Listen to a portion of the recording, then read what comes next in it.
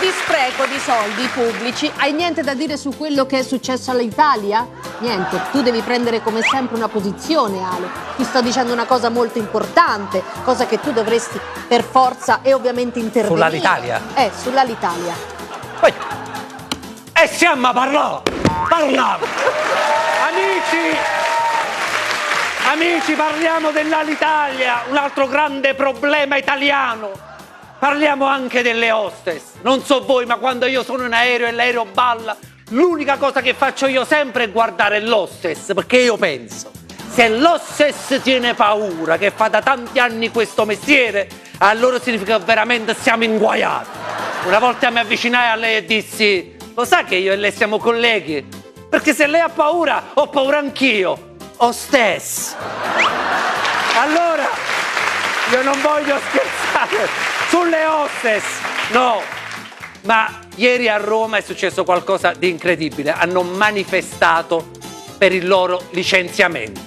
Strano perché in Italia siamo maestri a ricollocare i lavoratori licenziati e fargli cambiare mestiere. Una volta ero proprio io su un volo all'Italia e il comandante non decollava mai. Sulla pista ogni 5 metri si fermava e poi ripartiva. Si fermava e poi ripartiva. Si fermava e poi ripartiva. A un certo punto mi scocciai, entrai nella cabina e dissi scusate comandante, ma che vogliamo fare? Vogliamo decollare o no? Rispose lui, non mi dire niente, ma io fine settimana scorsa portavo pullman, quindi sono abituato a fermarmi. Allora, all'Italia in questi anni per salvarla hanno speso miliardi di soldi pubblici e neanche ci sono riusciti. Hanno perso niente di meno, più bagagli che soldi, non si è mai visto fatti del genere. Allora io dico una cosa, non dovevano chiamarla l'Italia, dovevano chiamarla Alibaba. E alla fine, amici miei, come al solito, quando chiude un'azienda c'è sempre gente che si trova in mezzo ad una strada. E se ti ritrovi in mezzo alla strada, cadendo da 10.000 metri di altezza, ti fai male. Soprattutto se non ti hanno dato nemmeno il paracadute.